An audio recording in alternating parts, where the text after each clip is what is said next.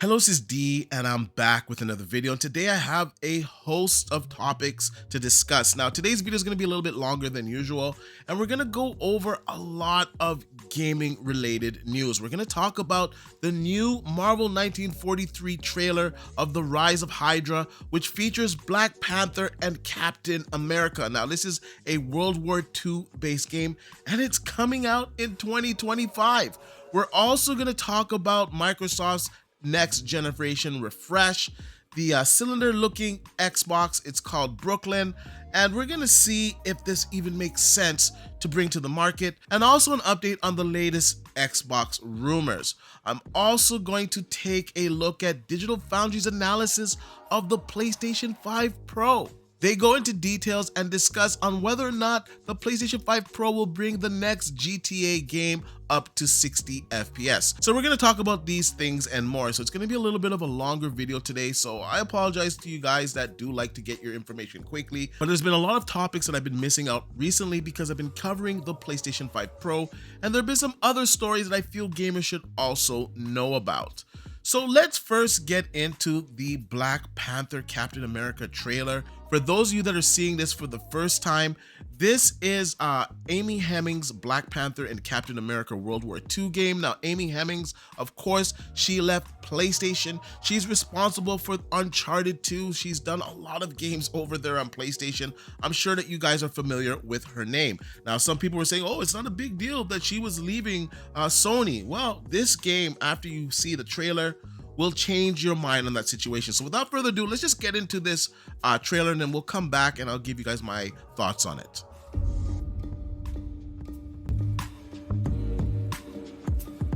They're combing the streets, searching house to house. If they arrest you two, they will take you to their headquarters, and you will not return. I'm more concerned with the 6-foot cat man who's got claws that can cut through vibranium alloy.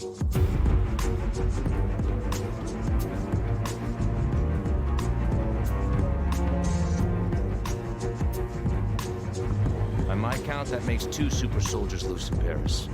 3, counting you. And that's 2 too many.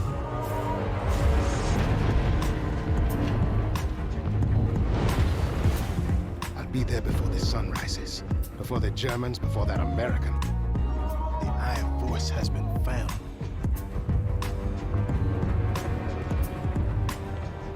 Please, just stick to the rooftops. Be careful. Stand by me. When am I not?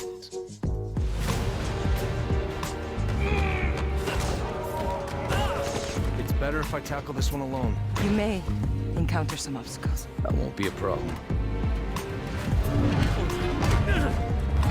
Our cat friend is definitely here too. By the look of things, he's not very far ahead. The American boy is right on your heels. Who the hell are you? If you wanted us dead, we'd be dead. So what do you want?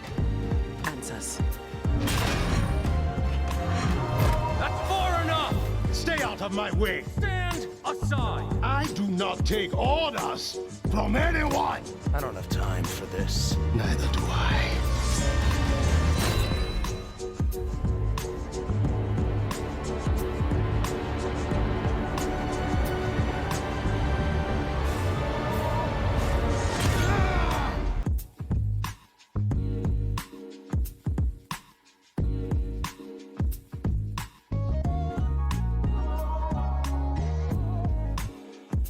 Now, if you are a gamer, you have to be excited for this game. It looked fantastic. Now, I got some more details on the trailer. It's actually all in-game engine, what we saw. That is just incredible. It's coming out 2025. It's Unreal Engine 5. They're using the, metahumans, and it looks fantastic. The details, the facial animations, the textures, I just can't wait to play this game. It looks phenomenal. Amy Hennings is at the helm of this game, so I expect the dialogue, I expect the story to be excellent. I'm so excited for this game. Now, the Black Panther voice, to me, it sounds like the actor that plays Xavier on The Walking Dead. I could be wrong. The character kind of looks like him, and the voice sounds like him. I gotta say, I'm impressed with Black Panther's voice here. I just can't wait to get more details on this game. It looks fantastic, and it's coming out in 2025. Okay, so I have to put this edit in here because I was getting footage. I had finished recording the video and I was getting footage for the video, and I actually found a demo of the game. Now, it's of course on Unreal Engine 5, and they show us the game running. So I was correct. It is the same actor that plays Xavier on The Walking Dead. Now, this demo, it's just gonna blow your mind, the realism. So everything that we saw in the trailer, I can confirm is in-game, and you can confirm it for yourselves by watching this tech demo. Unreal Engine 5, I said it over and over again, it is the future of games, and this just looks incredible. So yeah, today's gonna be a little bit of a longer video. Sit back, relax. So Colin will be live in editor, and Roman will be on the virtual camera, just like he is at all of our performance capture shoots. So, if you all are ready, let's switch the feed and go back to that bridge environment. And let's see, yep, you're live, good, okay.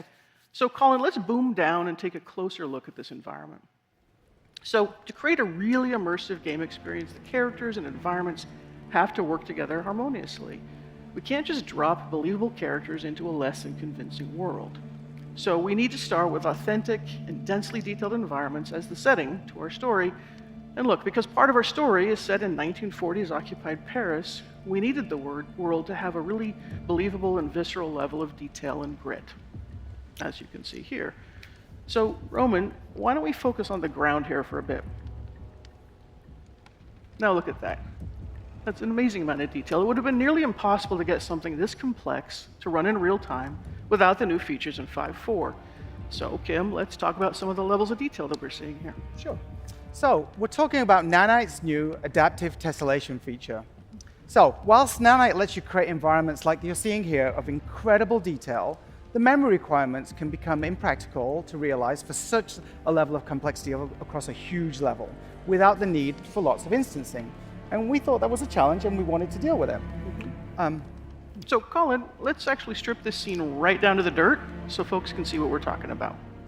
So, see how simple this is? Relatively simple ground plane. Actually, let's show the triangle so you can actually see what's there. Just a few hundred triangles. Let's pop it back to the beauty render view.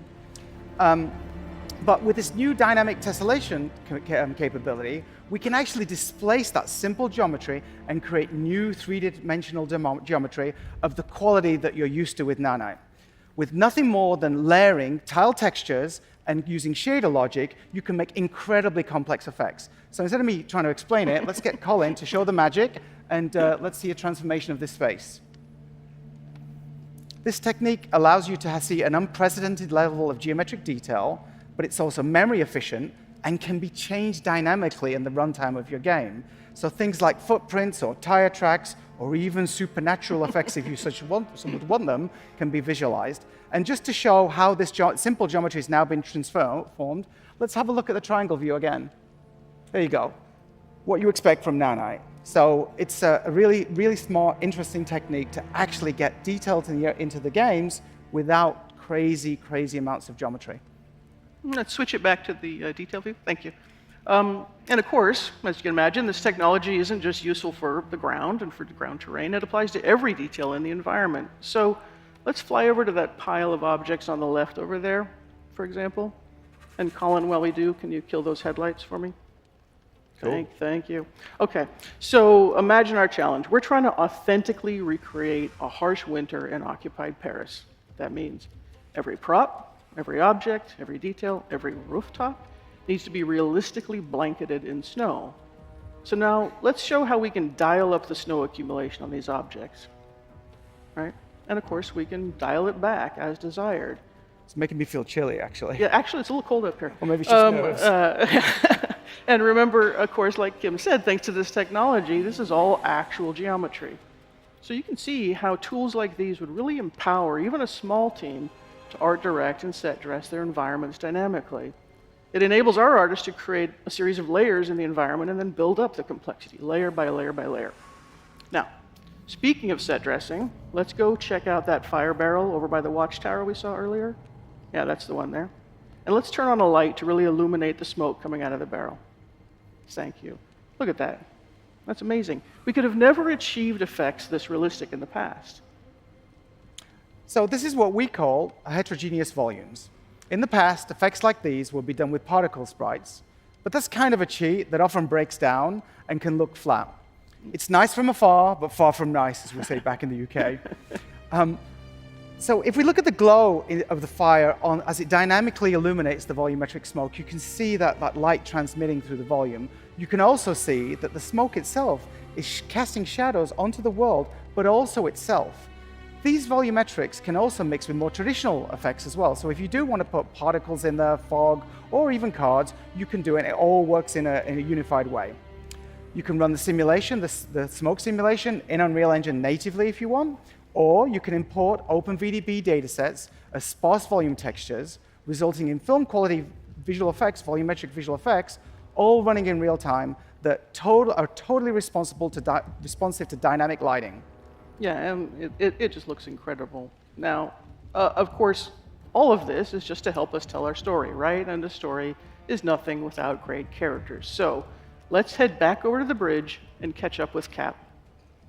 Now, an essential part of any character's persona, particularly a Marvel hero, is their look. And it can be really distracting if the outfit doesn't look as realistic and believable as the rest of the world.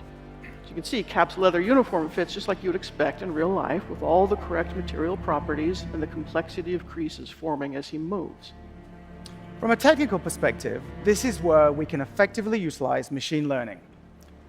We can set up and run complex simulations in a package like Houdini and import that data into UE. We then use this to train an ML model, producing film quality deformations that run in real time. But none of this matters without great facial performances. So let's bring Azuri, T'Challa's grandfather and our Black Panther, into this scene, this time with his mask off. But I know who you are, Captain. America's hero, dancing around in red, white, and blue underwear. That shield that you hide behind does not belong to you. You are unworthy of it. All right, and as he pauses here, Roman, why don't you go in really close and really show everybody the detail that we have in these models. It's insane, right? Like, Amazing. It's essential for us to retain every nuance of the outstanding performance that our actor, Kari Payton, brought to Azuri's character. What you just saw there were untouched metahuman animator solves. Mm-hmm. So working with the metahuman process, we've been able to honor our amazing actors' performances and faithfully transform them into equally powerful digital performances. Now, of course, it all starts with the actor's talent, and we're fortunate to have two of our cast with us in the audience today. So I'd like to introduce Drew Moorline, who plays Captain America. Yay!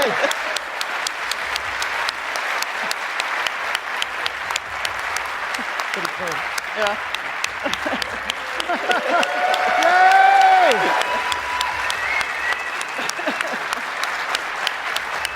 Yay! And Kari Payton, our Black Panther. See, they hug. They're friends. They're not really fighting. It's all good. And of course, I want to take this opportunity to thank them and the rest of our wonderful cast for going on this incredibly crazy journey with us. All in engine, and just to show there's no cheating going on, hey, Colin, can you show the editor and the sequencer timeline? Right. So it really is running on Unreal Engine. We don't cheat. Yeah.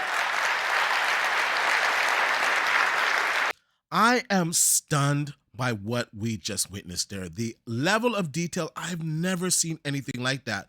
The only thing that came close to this was Hellblade 2. Hellblade 2 looks phenomenal, but this looks a step above. I just gotta be honest with you guys. Now, in my opinion, I think Hellblade 2, when it comes out this year, it's gonna hold the graphics crown for Xbox. I don't think any game's gonna beat it this year. However, in 2025, it looks like Marvel 1943 is going to win the crown as best looking game because it just looks phenomenal. The facial features, the animations, the metahumans, it's just so impressive. But we got to get on to other stories. So just let me know in the comment section what you guys think about Marvel's 1943. Well, it's not really a story, but I tweeted this out. Not gonna lie, I always will be an Xbox fan, but this does not mean I have to stay on code. I say it like it is, and I say this to say this, that the digital-only Xbox Series refresh coming ain't it. Same performance as the OG Series X. Who is buying this over a PlayStation 5 Pro? So I had a whole thread on that. I'm not gonna really get into that. If you guys want to see the thread, you can follow me at Twitter and go into that thread. But basically, there is a rumored Xbox refresh coming out this holiday season. Now, it's going to be a much smaller Xbox Series X. It's going to be digital. It's going to come with a new controller and some new technology. I believe it's going to have haptic feedback on it. It's going to have Wi-Fi 6 on it. And it's also going to come with 2 terabytes of storage. It's going to be priced at the same price as the Xbox Series X right now. So it's going to be $499, but you do get a host of upgrades, except you're not going to get more performance. Now, the PlayStation 5 Pro, I've gone over it in my last 2 videos. You guys know already that it's a substantial increase in performance over the original PlayStation 5. So releasing an Xbox Series X refresh that's not more powerful, to me personally, it just doesn't make sense. Now, some people in my thread were saying, well, it's going to be cheaper, so people will buy it. It's not going to be cheaper. Now, based on Microsoft's leaked documents, they plan on reducing the price of the Series X in the fall ahead of the refresh's release. So that's where you're going to get your cheap Xbox Series X. You're not going to get it with this new digital refresh because they're offering you new technology as well. They're offering you larger storage. So it's going to remain the same price, which is okay if the PlayStation 5 Pro wasn't coming out. Now, there are some other reports that this has been canceled. Now, Phil Spencer did say that plans have changed since that leak came out. We also know that earlier this year at their event where they were discussing other exclusives going to other platforms, that they did say that new hardware is coming out this year. Now, some people are speculating, saying that Phil Spencer said this has changed, so it's going to be different hardware. I hear some reports that it's going to be a handheld and that the Surface team is working on a handheld Xbox device. Now, I also heard some other rumors that the handheld is going to be next generation and it's going to match the power of the next generation series console. So the rumors are kind of all over the place. There's nothing really concrete that I can put my finger on, but I do believe that this refresh is going to go ahead as scheduled. I think they're going to release an Xbox Series X that is a die shrink, that is more efficient, so it takes less power. It'll be quieter, although the Xbox Series X right now, I never hear it. It'll run cooler, and it'll be all digital. You'll get an improvement with Wi-Fi 6, with haptic feedback on the controller, maybe better latency on the controller connected to the series console. You're also going to get 2 terabytes of storage. So the upgrades that are for the system itself, I would say it's pretty good if you're out there looking to buy an Xbox Series X. But once again, with the PlayStation 5 Pro coming out, it just doesn't make sense for me for them to release this console. I don't think it's going to sell, especially if everything we're hearing about the PlayStation 5 Pro is true. Now, Digital Foundry discussed the PlayStation 5 Pro and the specifications and whether or not the 10% uptick in CPU performance will get GTA up to 60 FPS. Alex said is that the games that are targeting 30 FPS are not going to be targeting 60 frames per second on PlayStation 5 Pro if they're CPU limited. So, you know, all of the sort of conjectures that, hey, this is going to be a great box for Grand Theft Auto 6, we'll be able to run that at 60 frames per second, unless there's some magical CPU stuff being done by Rockstar. I suggest that's not going to happen. Extra 10% on clocks isn't really going to do much at all. It will help your sort of worst possible frame rates when you're CPU limited, but it's not a game changer. I think that's pretty clear. Now, this is absolutely correct. Now, the 10% uptick in CPU performance, it is not enough to bring games that are CPU bound up to 60 FPS. Now, technology like Frame Gen, however, can bring it up to 60 FPS. Now, the Xbox Series X, as well as the PlayStation 5, currently can support frame generation. Now, the problem right now with frame generation is that AMD recommends that you have 60 FPS and above in order for it to work correctly. Now, Digital Foundry did test it on games that were running at 45 FPS, and it did get it over 60 FPS, and it was pretty smooth. Now, you are going to get a little bit of hit to latency, but when you're using a controller, I think it's less of an issue. Now, frame gen could make a big difference on the PlayStation 5 if games are running like 45, 50 FPS. Now, we're going to have to get more information on the PlayStation 5 Pro specifications because as it stands right now, the CPU, it does make the system unbalanced. 10% increase in performance is not good for the CPU. Now, originally it was thought to be 50, then 45%. Now we're getting 10% uptick in performance, and that's just not good. There's no way around it. The weakness of the current generation is the CPUs. The GPUs are pretty good, but the CPUs are still a bottleneck on some games. And because of this, we're still stuck at 30 FPS for certain titles. Now, I will say the majority of next generation games, or I should say current generation games on these consoles are running at 60 FPS. But then we get, your Starfields and your one-offs that are really big AAA games running at 30 FPS. And I gotta be honest with you guys, the next iteration of GTA running at 30 FPS is not something that excites me. Now, we're gonna have to get more information on this. And I think when Sony finally officially reveals the PlayStation 5 Pro and Cerny does his presentation, I believe everything is going to be a lot more clearer because I don't want to believe that they would build a system that is so unbalanced because the CPU is known to be the problem in the current generation.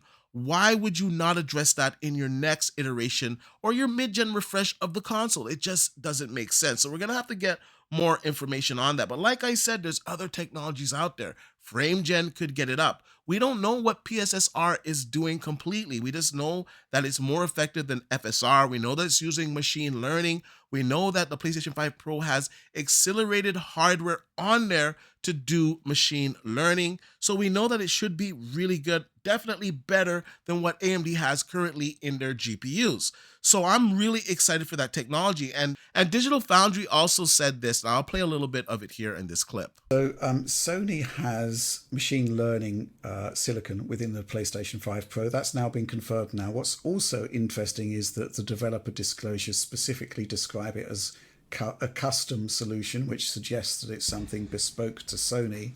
And they've got their own version of what sounds like DLSS called PSSR, which is, what is that? PlayStation Spectral Super Resolution, is that right? Yeah. Alex, do you want to talk about that? It's going to be playing with, I presume, leveraging the fact that your perception is different for certain aspects of an image and then applying machine learning based upon those principles to get a better looking reconstruction at the end. As to how it's done in detail, I will have no idea until they detail it. Sounds fair enough. Yeah, but the one really interesting aspect of this is I think the documentation makes direct reference to the fact that 1080p to 4K is referenced, I believe, directly in the documentation, and that is very good. And it flies directly kind of in the face of AMD's ongoing efforts with FSR2, interestingly enough, where FSR2 was made as a competitor solution in the PC space to DLSS. And I found, and I think a lot of people have talked about it who know about it, saying the really interesting aspect of DLSS is that it can take images that are 1/4 the amount of pixels and blow them up to 4 times the amount of pixels and still look really good. I mean, not perfect, but still really good. And that's one area that checkerboard rendering couldn't do. That is one area that FSR cannot do, FSR2. Whenever you look at the comparison of a game running in FSR2 performance mode versus XeSS performance mode using the XMX cores on an Intel Arc chip or using DLSS on an RTX card, it really blows them out of the water, the DLSS and XeSS implementations. They're really great. So this is great. And I think it offsets everything else here in the document as being the most interesting thing here and the one for the most potential and the thing that is actually going to offer perhaps the largest tangible benefit for anyone using this machine is that it's going to offer, we have to see it in person, of course, but it's going to presumably offer really good anti-aliasing, great temporal stability, and since it's machine learning, it's going to be avoiding a lot of the pitfalls that we see in FSR2. And this generation, as it's been going on, has been rife with this. now that FSR2 has gained popularity on the consoles, or not. There's games that still don't use it, but if there's a library here that they're going to provide from Sony, and it seems like they are based upon the documentation, to just naturally plug it into a game engine with the same inputs as FSR2 and DLSS, it's going to lead to really great image quality in games based upon XeSS and DLSS. So rejoice. This is really good. So they're really excited about PSSR, and you should be too, because there is dedicated hardware on the PlayStation 5 Pro. So you're going to get performance like DLSS. You're going to get quality like DLSS. And if you have a PC or if you've ever experienced DLSS, it's like magic.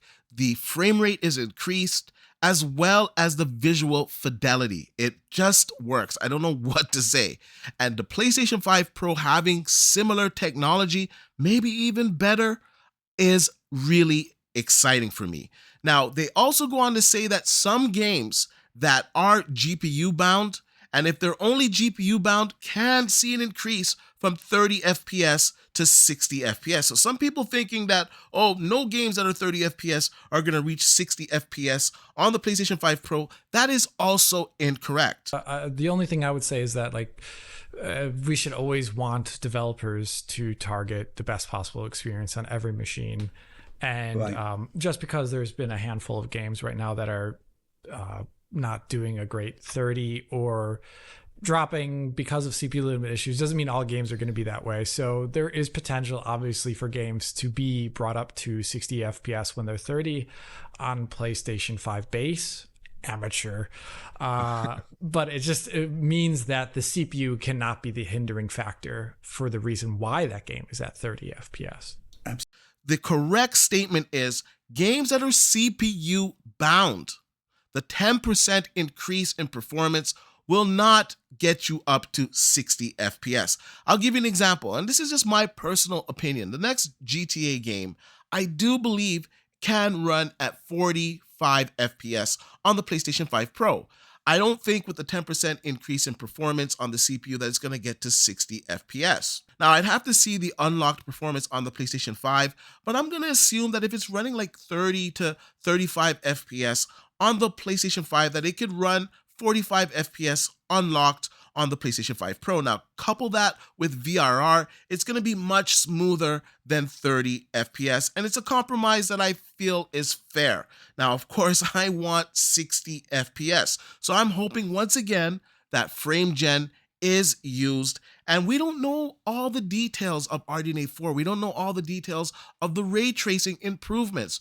We're just looking at the specifications and the features that Sony is detailing to these developers, and we're trying to make things out of it. Now, we're going to have to get a full in-depth analysis of the PlayStation 5 Pro, of course, when the entire specs are revealed. Until then, we got a long time to wait because it's in November and GTA is not coming out until 2025. So we have almost 2 years to wait for GTA 6. So that's quite a long time, and a lot of things can change in that time. I also want to talk about some new AMD technology, and this is going to be fantastic. It's going to help out the consoles. It's going to help out the PC. It's also going to help out the PlayStation 5 Pro. This is really exciting news. Now, AMD showed off DX12 related rendering advances that make game engines more efficient and less dependent on the CPU.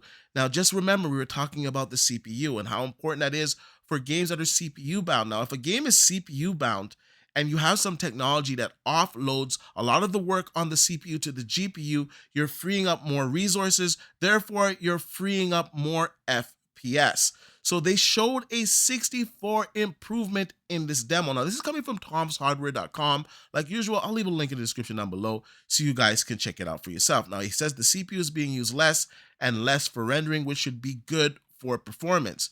Now, at GDC 2024, AMD announced it's adding draw calls and mesh modes as part of its work graphs, moving these features from the CPU to the GPU with the aim of improving gaming performance. AMD showed off a benchmark numbers of work graphs with mesh shaders running on the 7900 XTX, revealing a 64% performance improvement compared to normal work graphs with mesh shaders applied. Now, the article goes on to describe work graphs, and they say they are a new GPU-driven rendering design built into Direct's 3D 12 API that enables the GPU to apply work to itself. In a work graph-enabled application, this means that certain parts of the 3D rendering pipeline can be controlled and rendered on the GPU independently of the CPU, reducing potential bottlenecks and improving efficiency and performance.